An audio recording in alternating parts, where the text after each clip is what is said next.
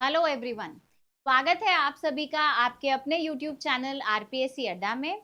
हमारी booster series का आज का डे 3 है और सभी स्टूडेंट्स का पार्टिसिपेशन बहुत अच्छा आ रहा है। यूजीसी नेट री एग्जाम 2024 के लिए हमारा ये एक प्रैक्टिस सेशन चल रहा है जो कि आप सभी स्टूडेंट्स के लिए फ्री ऑन यूट्यूब है। इसमें हम अभी बूस्टर सीरीज की चर्चा कर रहे हैं जिसके लिए हम every day for commerce and management आपके साथ में 12 बजे लाइव होते हैं। पेपर 2 की प्रेपरेशन यहाँ पर हो रही है और आज का हमारा डे 3 है। व्हाट्सएप कम्युनिटी ग्रुप पर आप सभी स्टूडेंट्स को ऑन एवरीडे बेसिस जो मैं आज डिस्कस करने वाली हूँ उसको एज एन अ होमवर्क आपको पिछले दिन दे दिया जाता है। तो आप में से जिन भी स्टूडेंट्स ने अभी तक अप्लाई नहीं किया है, हमारी इस एक्टिविटी से मैक्सिमम फायदा उठाइए।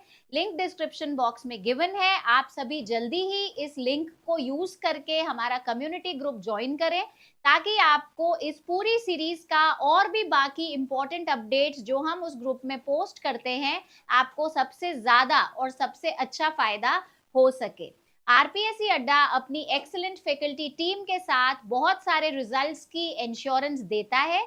UGC net commerce and management में भी हमने हमारे रिजल्ट्स को बहुत ही अच्छे लेवल पर डिक्लेयर किया है।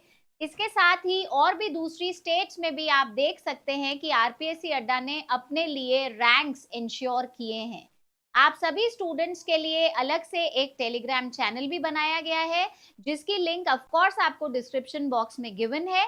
Every day live at 5 PM आपको इस पर भी हम रेगुलरली पेपर 1 और पेपर 2 के क्वेश्चंस भेजते हैं और ये आपके साथ में एक क्विज फॉर्मेट में चलता है ताकि आप अपनी खुद की प्रेपरेशन के लेवल को अच्छे तरीके से इवैल्यूएट कर सकें। स्टूडेंट्स, आपकी जरूरत को देखते हुए आरपीएससी अड्डा ने पेपर 1 के लिए एक बूस्टर कोर्स लॉन्च किया है, री एग्जाम बूस्टर कोर्स, जो कि आपको लाइव फ्रॉम क्लासरूम फ्रॉम 8 जुलाई 2024 मिलने वाला है। इसके लिए हमने एक बहुत ही नॉमिनल सा पैकेज फीस दिया है ₹1499 का, जिस पर भी अगर आप अपना 7 जुलाई से पहले अर्ली बर्ड रजिस्ट्रेशन करवाते हैं तो आपको 20% डिस्काउंट अवेल हो सकता है। ये क्लास आपकी हर दिन 1 घंटा लाइव होने वाली है, तो ऑफलाइन प्लस ऑनलाइन आपको दोनों का यहाँ पर फायदा होने वाला है। तो प्लीज मिस मत करिएगा बिकॉज ये वन टाइम इवेंट है और आपके साथ में ये क्लास डेफिनेटली आपकी लैंडमार्क सक्सेस में आपको बहुत बहुत मदद करने वाली है। इसी सिंक के साथ में आरपीएससी अड्डा ने आप सभी के लिए वापस से एक बूस्टर कोर्स अरेंज किया है, तैयार किया है, जिसके लिए भी हम आपको एक ऑनलाइन पैकेज के साथ में एक प्रॉपर कोर्स अवेल करवाएंगे जिससे आपकी ये आने वाली जो प्रेपरेशन है बिफोर उस पर्टिकुलर डेट के जो हमारे लिए प्रपोज्ड है एनटीए के द्वारा, तो ये कोर्स भी आपका 8 जुलाई 2024 से स्टार्ट होने वाला है at a package of 1999। 30 days का ये आपका पर्टिकुलर क्रैश कोर्स है। 2 घंटा आपके लिए क्लासेस रेगुलर यहाँ पर आपके साथ में लाइव रहेंगी। वापस से अगर आप अर्ली बर्ड रजिस्ट्रेशन का फायदा लेना चाहते हैं तो 8 जुलाई से पहले यानी कि 7 जुलाई तक आपके लिए रजिस्ट्रेशन ओपन है और आपको 20% का डिस्काउंट अवेलेबल है। चाहे पेपर 1 हो चाहे पेपर 2 हो, आपके लिए दोनों में ही इस डिस्काउंट को अवेल करने का जो कोड है वो है रीस्टार्ट। फायदा लीजिए और हमारा ये जो ओवरऑल प्रोग्राम है इसको आप हेल्पफुली यूज करिए। आज की सीरीज की बिगनिंग करते हैं। सबसे पहले फर्स्ट क्वेश्चन आपके लिए है कि when demand curve is a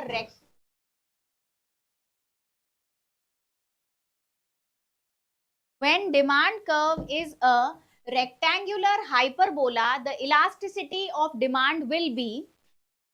जब मांग वक्र आयताकार अति परिवर्य है तो मांग की लोच क्या रहेगी? तो यहाँ पर आपके पास में ऑप्शंस हैं perfectly elastic, unit elastic, perfectly in elastic या फिर परफेक्टली हाईली इलास्टिक। ये हमारे पास 4 ऑप्शंस हैं।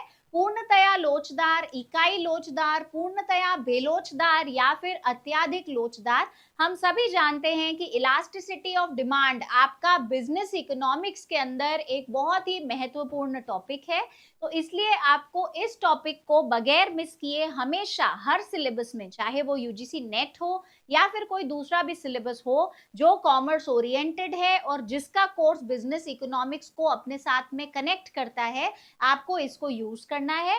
रेक्टेंगुलर हाइपरबोला एक ऐसी प्रॉपर्टी होती है जिसके अंदर जो आपका ग्राफ बनता है, जो आपका कर्व बनता है, उसके अंदर बनते हुए सभी कॉलम्स की जो स्पेसिंग होती है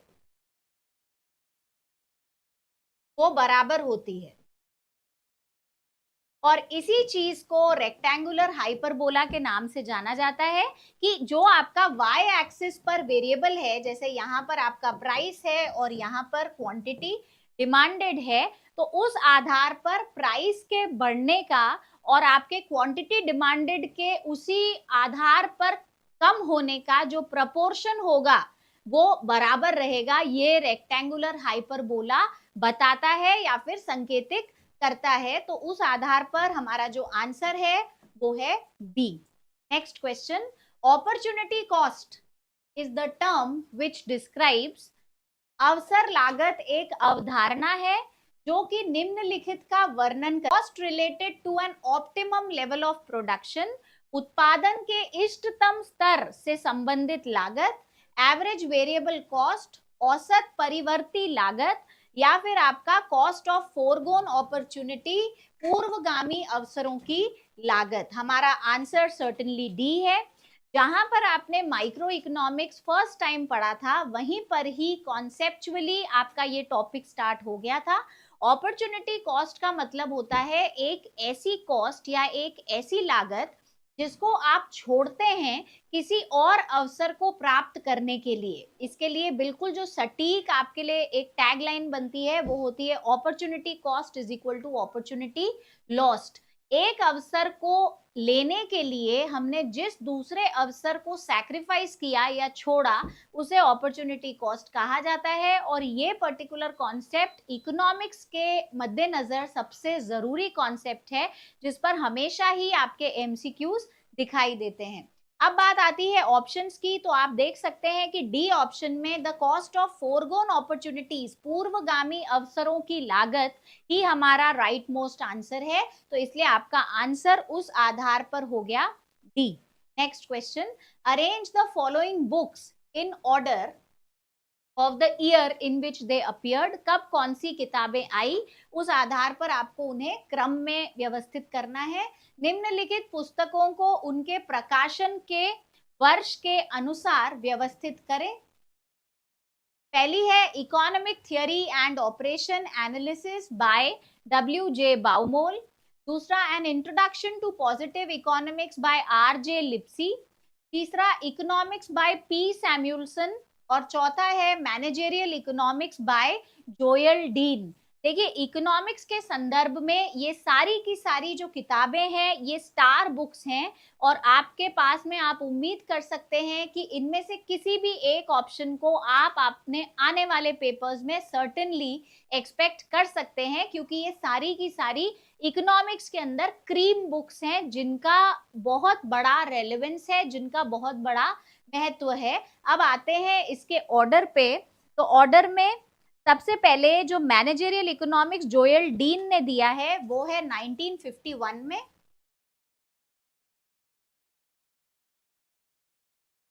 उसके बाद जो आपकी दूसरी बुक है इंट्रोडक्शन टू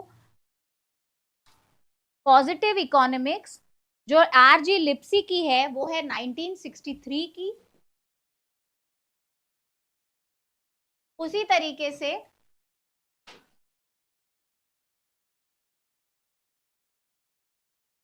फिर आपकी economic theory and operation analysis by W.J. बाउमोल जो है वो बुक आपको मिलती है 1963 की वापस से। और जो लास्ट बुक रहती है इकोनॉमिक्स बाय P. सैमुअल्सन वो है 1948 में। तो इस आधार पर आप अपना जो ऑर्डर है वो ढूंढ सकते हैं। तो आपका जो ऑर्डर बनता है इस क्वेश्चन में वो बन रहा है सी सबसे पहले, उसके बाद में डी सेकंड, और फिर बी, एंड देन ए। आपका राइट ऑप्शन जाता है डी, क्योंकि इसी आधार पर इन बुक्स की पब्लिशिंग हुई है, इन बुक्स को लिखा गया है। Next, marginal revenue is dash at the quantity that generates maximum total revenue and negative beyond that point। हम लोग सबको पता है कि जब भी हमने रेवेन्यू का सब्जेक्ट पढ़ा था, रेवेन्यू का टाइटल पढ़ा था बिजनेस इकोनॉमिक्स के अंदर, वहां पर आपने इस तरीके का एक डायग्राम किया था, जहां पर ये है टोटल रेवेन्यू और यहां से आपका होता है मार्जिनल रेवेन्यू, और इस तरीके का पॉइंट आपका इंडिकेट होता है। मार्किंग्स में पूरी नहीं कर रही हूँ, ये आपका है मार्जिनल रेवेन्यू का कर्व, ये टोटल रेवेन्यू का कर्व। इसमें आपका जो क्वेश्चन आया करता था वो आता था कि आपको क्या ढूंढ के आना है, relationship between TR and MR. TR और एमआर के बीच का रिलेशनशिप हमें ढूंढना होता था, जिस पर ये ग्राफ कंपलसरी आप सभी ड्रॉ करते हैं। तो यहाँ पर वापस इस पे बात करते हैं। सीमांत आगम उस मात्रा पर जो अधिकतम कुल आगम का सृजन करती है, यानी जहां पर टोटल रेवेन्यू मैक्सिमम है, यानी कि ये वाला पॉइंट, यहाँ पर जो आपकी सीमांत आगम है, मार्जिनल आपका जो रेवेन्यू है वो कितना होगा, तो हम खुद देख सकते हैं जहां पर हमारा टीआर मैक्सिमम है वहां पर एमआर 0 है। तो इसलिए हमारा जो आंसर बन जाता है वो क्लियरली 0 आ जाता है। रिलेशनशिप क्या है, जब तक एमआर बढ़ता है, जब तक एमआर बढ़ता है टीआर भी बढ़ता है, और ये जो इसकी बढ़ने की गति है वो बहुत ज्यादा होती है, it increases eight an increasing rate. उसके बाद में दूसरा फिर है कि जब आपका एमआर गिरता है, फॉल होता है, वहां पर भी टीआर इंक्रीज होता है, लेकिन जो रेट ऑफ इंक्रीज है वो हो जाती है डिमिनिशिंग, यानी कि धीरे धीरे वो इंक्रीज होता है। तीसरा जो आपका रिलेशनशिप है वो बोलता है कि जब टीआर मैक्सिमम है तो वहां पर जब M R is equal to 0 होता है वहां पर टीआर मैक्सिमम होता है, जो कि हमारा क्वेश्चन था डायरेक्टली। और चौथा फिर जो यहाँ पर इंक्लूड होता है वो है कि जैसे ही आपका एम आर नेगेटिव हो गया तो वहां से टीआर ने गिरना शुरू कर दिया। ये पूरी की पूरी रिलेशनशिप है। किसी भी तरीके से कौन सा भी एंगल इस पर्टिकुलर रिलेशनशिप का ले करके एग्जामिनर क्वेश्चन बना सकता है, क्योंकि ये एक बहुत अच्छा कॉन्सेप्चुअल पॉइंट है जहां पर हम कहीं ना कहीं हो सकता है कि चूक जाए। तो ये आपकी रिलेशनशिप है, 4 पॉइंट में इसे पढ़ाया जाता है। कौन से 4 पॉइंट थे, सबसे पहला ये, सेकंड, थर्ड एंड फोर्थ, इसलिए हमें ये चारों के चारों पॉइंट्स याद रखने हैं। हमारे आंसर के रेलेवेंस से ए वाला जो पॉइंट था वहीं पर हमें आंसर मिल गया कि जहां पर टीआर मैक्सिमम है वहां पर आपका एमआर कर्व जो होगा वो 0 पर होगा। Next question assertion and reason का क्वेश्चन है। Utility will be maximized when the marginal unit of expenditure in each direction brings the same increment of utility। Reason इसका क्या है, consumer will try to maximize his utility. अभिकथन, जब व्यय की सीमांत इकाई प्रत्येक दिशा में उपयोगिता में उतनी ही वृद्धि करती है ताकि उपयोगिता हमारी क्या हो जाए, सबसे ज्यादा हो जाए या फिर मैक्सिमम हो जाए। और तर्क इसका है कि उपभोक्ता अपनी उपयोगिता को अधिकतम करने की कोशिश करेगा। तो ये जो दोनों स्टेटमेंट्स हैं इनका मतलब क्या है कि यूटिलिटी उस दिशा में आगे बढ़ेगी जहां पर क्या हो, आपका जो रिजल्ट है, जो आउटपुट है, आपको सबसे ज्यादा मिले एज अ कंज्यूमर। तो उस आधार पर आपका पहला स्टेटमेंट बिल्कुल सही है। और इसका कारण क्या है, तो इसका कारण है कि उपभोक्ता अपनी उपयोगिता को अधिकतम करने की कोशिश करेगा। और ये हम सब ने कंज्यूमर बिहेवियर में कई बार अलग अलग क्लासेस के अंदर पढ़ा है, चाहे हम मार्केटिंग का कंज्यूमर बिहेवियर उठा लें, चाहे हम बिजनेस इकोनॉमिक्स का कंज्यूमर बिहेवियर उठा लें, कि उपभोक्ता क्या करता है, अपनी उपयोगिता को बढ़ाने का निरंतर प्रयास करता है। और वो कैसे उसकी उपयोगिता बढ़ती है, एक तो उसकी जरूरत के आधार पर, और दूसरा जो कंज्यूमर सरप्लस एल्फ्रेड मार्शल का दिया हुआ है उसको भी कई बार इकोनॉमिस्ट इस कॉन्सेप्ट से भी जोड़ते हैं। तो इसलिए आपका जो आंसर है वो है कि ए और आर दोनों ही सत्य है, और ए जो है वो इसको सही तरीके से एक्सप्लेन भी कर रहा है। Next question, in a predominantly illiterate area consisting of 10,000 population, data has to be collected from 10% of them. The appropriate technique for data collection would be, क्या रहेगी appropriate technique? सर्वाधिक अशिक्षित क्षेत्र जिसकी आबादी 10,000 है के 10% के भाग से आंकड़े एकत्रित किए जाने हैं। आंकड़े एकत्रित करने की उपयुक्त तकनीक क्या होगी? तो आपकी उपयुक्त तकनीक में दे रखा है क्वेश्चनर या प्रश्नावली, शेड्यूल या अनुसूची, तीसरा इंटरव्यू या साक्षात्कार, और चौथा है ऑल ऑफ द अबव।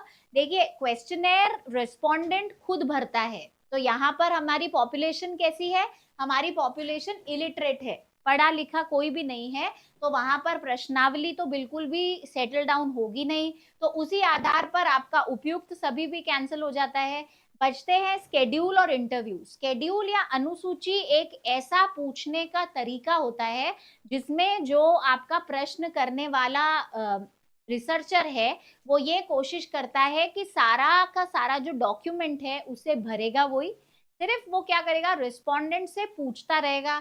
लेकिन यहाँ पर क्योंकि प्रिडोमिनेंटली इलिटरेट है, बिल्कुल ही हमें एजुकेशन या शिक्षा का स्तर नहीं दिख रहा है, तो हो सकता है कि वो इसे भी टफ समझे, क्योंकि अनुसूची में जो भी प्रश्नावली लिखी होगी वो भी तो किसी ना किसी ऐसे व्यक्ति ने बनाई होगी, उसमें कुछ भी टेक्निकल भी हो सकता है, कुछ ज्यादा बड़ा भी हो सकता है जो हमारे एक्सप्लेनेशन में कहीं मिस हो रहा हो, तो आपका स्केड्यूल भी इस आधार पर नहीं होगा। तो यहाँ पर क्यों? क्योंकि हमारी पॉपुलेशन कंप्लीटली अशिक्षित है, तो हमारा जो इंटरव्यू मेथड है वो यहाँ पर सबसे ज्यादा सूट होता है, तो इसलिए साक्षात्कार की विधि यहाँ पर अपनाई जाएगी। Next question, in a यूनिमोडल and symmetric distribution the relationship between averages is like this. किस तरीके की रिलेशनशिप हमें एवरेज में दिखाई देती है? एक बहुलकी और सममित वितरण में औसतों के मध्य संबंध इस प्रकार का होता है।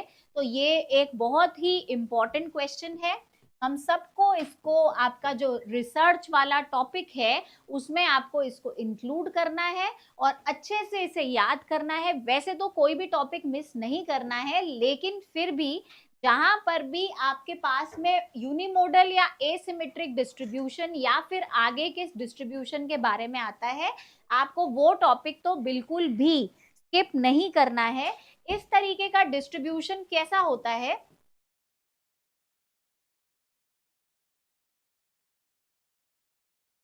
इस तरह से इस डिस्ट्रीब्यूशन को दिखाया जाता है, समझाया जाता है। यहाँ पर आपका जो मीन, मोड और मीडियन होते हैं वो तीनों ही बराबर होते हैं। माध्य, माध्यिका और बहुलक तीनों ही जहां पर सेम होते हैं उसे कहा जाता है यूनिमोडल और सिमेट्रिक डिस्ट्रीब्यूशन। ये इसको इक्वल हाफ्स में बांट देता है ना, इस पूरे के पूरे ग्राफ को ये इक्वल हाफ्स में डिस्ट्रीब्यूट कर देता है, बांट देता है, और इधर इसे फिर बोला जाता है सिमेट्रिक डिस्ट्रीब्यूशन इसी आधार पर।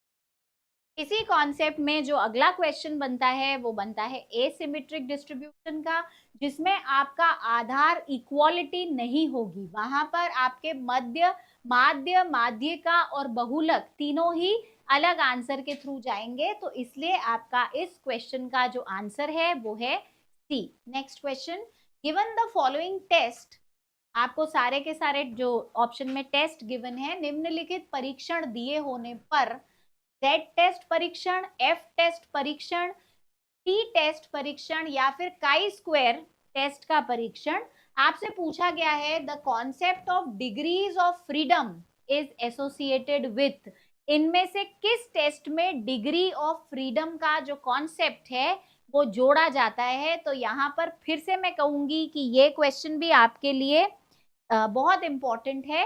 क्यों? क्योंकि अधिकतर स्टूडेंट्स यहाँ पर क्या गलती करेंगे, वो काई स्क्वायर के साथ हर कोई जानता है कि डिग्री ऑफ फ्रीडम का कनेक्शन होता है, तो वो काई स्क्वायर को तो सेलेक्ट करेगा, लेकिन हो सकता है बाकी को न करे। तो यहाँ पर मैं वापस से इस क्वेश्चन को इंपॉर्टेंट मार्क करूंगी, आपकी रिसर्च वाली यूनिट में से है, आपको ये डेफिनेटली अच्छे से करना है। स्टैटिस्टिकल मेथड्स एंड रिसर्च, उसमें आपका ये पर्टिकुलर क्वेश्चन आता है, इसका सोर्स वहां से है।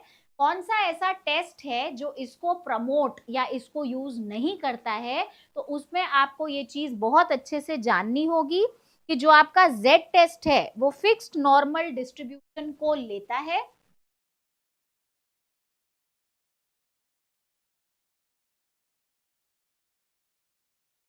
फिक्स्ड नॉर्मल डिस्ट्रीब्यूशन को यूज करता है, और बाकी जो सारे हैं टी टेस्ट, एफ टेस्ट और काई स्क्वायर, ये तीनों ही आपके जो हैं वो काई स्क्वायर को प्रमोट कर डिग्रीज ऑफ फ्रीडम को यूज करते हैं।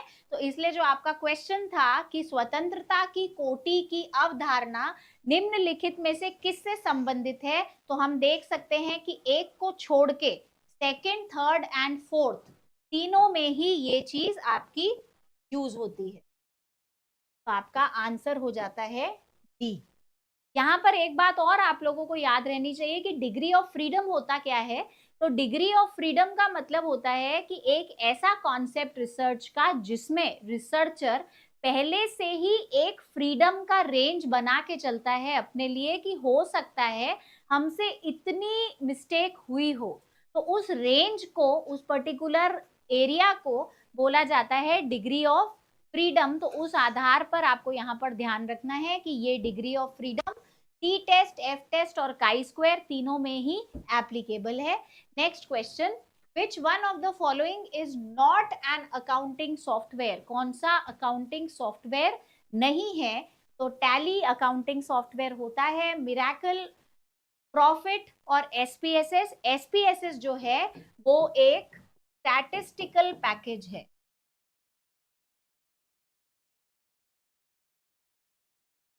उसके अलावा जो आपको तीनों के तीनों सॉफ्टवेयर्स गिवन हैं वो आपके जो हैं वो अकाउंटिंग सॉफ्टवेयर हैं, लेकिन एसपीएसएस अपना स्टैटिस्टिकल पैकेज होने की वजह से अकाउंटिंग सॉफ्टवेयर नहीं होगा। Next question, E marketing is buying and selling of goods and services through internet. Internet के द्वारा वस्तुओं एवं सेवाओं का क्रय एवं विक्रय करना। दूसरा, buying of goods through internet, या फिर इंटरनेट के द्वारा वस्तुओं का क्रय, और selling of goods through internet, या फिर इंटरनेट के द्वारा वस्तुओं का विक्रय, या फिर ऑल ऑफ द अबव। यहाँ पर भी हो सकता है हम सबको ये फीलिंग आए कि ये ऑल ऑफ द अबव है, लेकिन अगर आप ध्यान से देखें तो यहाँ पर आंसर आपका ऑल ऑफ द अबव भी हो सकता है, क्योंकि ये तीनों ही चीजें डेफिनेटली इंक्लूडेड तो हैं आपके ई विपणन में, उसमें तो कोई डाउट की बात ही नहीं है। लेकिन प्रॉब्लम कहाँ पर आ जाती है कि जब फर्स्ट स्टेटमेंट में सारा का सारा एक्सप्लेन कर दिया है कि ये किसको इंक्लूड करेगा, ये बाइंग को भी इंक्लूड कर लेगा, सेलिंग को भी इंक्लूड कर लेगा, तो जब ये दोनों को ही इंक्लूड करेगा तो आपके लिए क्या हो गया, सारा आंसर वही कंप्लीट हो गया। तो ये थोड़ा सा यहाँ पर कंफ्यूजन है, बनाने में ये दिक्कत है। बाकी मेरे हिसाब से और जो क्लियरली आंसर दिख रहा है वो आपका होना चाहिए A. Next question, match items in list 1 with list 2। सूची 1 का सूची 2 से मिलान करना है। पीटर एफ ड्रकर, फिर उसके बाद एफ डब्ल्यू टेलर, हेनरी फेओल और यूगो मंस्टरबर्ग, ये आपके पास 4 बहुत बड़े प्रबंध के विशेषज्ञ हैं। और फिर उन्होंने क्या क्या चीजें दिए हैं वो आपको लिस्ट 2 में दे रखा है। सबसे पहला है एमबीओ, दूसरा है साइंटिफिक मैनेजमेंट, तीसरा इंडस्ट्रियल साइकोलॉजी, और चौथा है आपका फंक्शनल थ्योरी या फिर क्रियात्मक सिद्धांत। तो उस आधार पर जो आपका आंसर बनता है यहाँ पे वो है बी। कैसे हो रहा है ये, ए का 1 यानी कि पीटर ड्रकर ने एमबीओ प्रणाली दी है। एमबीओ प्रणाली मैनेजमेंट के सब्जेक्ट की सबसे इंपॉर्टेंट बोल सकते हैं एग्जामिनेशन पॉइंट ऑफ व्यू से प्रणाली है। एमबीओ का मतलब क्या होता है? Management by objectives. इसका क्या अर्थ है? तो जब कभी भी आपकी जो संस्था है वो इस फिलॉसफी पे काम करती है, इस अवधारणा पर काम करती है, तो उसका मतलब है कि एम्प्लॉयर और एम्प्लॉई साथ में मिलकर के कंपनी के गोल्स को निर्धारित करते हैं। जब सिर्फ एम्प्लॉयर करता है तो वो थोड़ा ट्रेडिशनल कॉन्सेप्ट है, पुराना है। सिर्फ एम्प्लॉयज करते हैं वो होता नहीं है। इसीलिए क्या हो रहा है, दोनों का ही सामंजस्य है यहाँ पर, दोनों के ही कॉन्सेप्ट से आपके जो गोल्स हैं वो निर्धारित हो रहे हैं। तो एम्प्लॉयज और एम्प्लॉयर दोनों मिलके क्या कार्य कर रहे हैं? गोल बनाने का कार्य कर रहे हैं। उसके बाद आता है एफ डब्ल्यू टेलर। तो एफ डब्ल्यू टेलर ने साइंटिफिक मैनेजमेंट किया है। नेक्स्ट आपका है हेनरी फ्योल। तो हेनरी फ्योल फंक्शनल थ्योरी या फिर क्रियात्मक सिद्धांत के लिए प्रसिद्ध है। और यूगो मंस्टबर्ग, ये यूगो मास्टरबर्ग का जो कॉन्सेप्ट है वो आपका जाता है इंडस्ट्रियल साइकोलॉजी के ऊपर। तो उस आधार पर ये आपका मिलान है। अब देख लेते हैं ये होते क्या क्या है। साइंटिफिक मैनेजमेंट का मतलब है कि टेलर ने ऐसे ही एम्प्लॉयज कार्य करें, उससे अच्छा है कि इन्होंने क्या यूज किया, वैज्ञानिक प्रबंध का ओरिजिन इन्होंने किया, जिसमें हर तरीके के कॉन्सेप्ट को time wage, piece wage, functional foremanship, इस तरीके के लॉजिकल रीजंस के साथ में, लॉजिकल सिद्धांतों के साथ में जोड़ा गया। फिर हेनरी फेयोल को हम सब जानते हैं, 14 प्रिंसिपल्स ऑफ फेयोल जो है वो आपके फंक्शनल थ्योरी का हिस्सा है। 14 प्रिंसिपल्स ऑफ फेयोल को आज के इस मॉडर्न टाइम में भी कई सारी प्रबंधनीय संस्थाएं डायरेक्टली इनडायरेक्टली यूज कर रही हैं, क्योंकि उन सभी 14 प्रिंसिपल्स के बगैर मुमकिन नहीं है कि प्रबंधन अच्छे तरीके से हो पाए। और जो आपके यूगो मस्टरबर्ग हैं, उन्होंने इंडस्ट्रियल साइकोलॉजी या फिर औद्योगिक मनोविज्ञान के ऊपर कार्य किया कि किस तरीके से इंडस्ट्रियल सर्वाइवल के लिए ये सारी चीजें आवश्यक हो जाती हैं। Next question, the main advantage of functional organisation या फिर क्रियात्मक संगठन का प्रमुख लाभ क्या है? सबसे पहला है सिंप्लिसिटी या सरलता, दूसरा स्पेशलाइजेशन या विशिष्टीकरण, एक्सपीरियंस या अनुभव, अथॉरिटी या फिर सत्ता। तो यहाँ पर जो फंक्शनल ऑर्गेनाइजेशन है उसको किस तरीके से पढ़ा जाता है या बांटा जाता है, तो अलग अलग लोगों के उनके विशिष्टीकरण के आधार पर उन्हें कार्य सौंपे जाते हैं, ताकि वे सभी क्या कर पाए, स्पेशलाइजेशन को ध्यान में रखते हुए अपने कार्य को बहुत अच्छे तरीके से अपने संगठन में दे पाए, आउटपुट बढ़ जाए, है ना। अगर विशिष्टीकरण आधार बनेगा तो विशिष्टीकरण आधार बनने की वजह से आउटपुट जो होगा वो निरंतर बढ़ता रहेगा, इंक्रीज होता रहेगा। Next question, which of the following is the most democratic form of organisation? संगठन का सर्वाधिक प्रजातांत्रिक रूप निम्नांकित में से कौन सा है? तो लाइन एंड स्टाफ, फंक्शनल और कमिटी, ये आपके पास में चार अलग अलग ऑप्शंस हैं। हम सब जानते हैं लाइन क्या होता है कि एक सीरीज में या एक पैटर्न में जो ऑर्डर्स और इंस्ट्रक्शन है वो नीचे की तरफ आएंगे। लाइन एंड स्टाफ में आपके पास में एक हॉरिजॉन्टल शेयरिंग ऑफ इंफॉर्मेशन भी खुल जाती है, तो ये लाइन से थोड़ा ज्यादा स्वतंत्र है।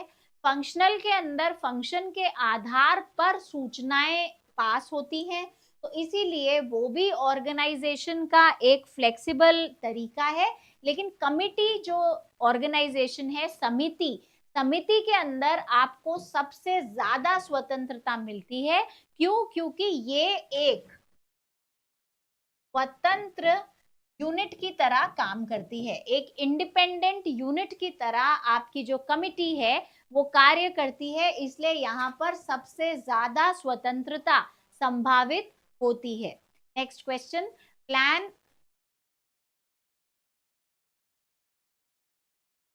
plan made in the light of competitors plan is known as, प्रतियोगी की योजना को मद्देनजर रखते हुए बनाई गई योजना क्या कहलाती है? तो वो पॉलिसी या नीति कहलाती है, प्रोसीजर या क्रियाविधि, फिर तीसरा स्ट्रैटेजी या फिर व्यू रचना, और चौथा अंडर कवर प्लान या फिर गुप्त योजना। तो इसके लिए आपका बहुत ही स्ट्रेट आंसर है। देखिए, ये सभी प्लान्स के तरीके हैं, लेकिन जब भी हम पढ़ाई करते हैं, स्ट्रैटेजिक मैनेजमेंट पढ़ते हैं, वहां पर स्किल से ये पढ़ाया जरूर जाता है कि स्ट्रैटेजी का मतलब होता है प्रतियोगी की योजना के अनुरूप बनाई गई रणनीति। इसलिए आपका यहाँ पर जो क्लियर आंसर बनता है वो है सी, जो कि डिक्लेयर करता है कि स्ट्रैटेजी ही हमारा सबसे सही यहाँ पर प्लान का तरीका है।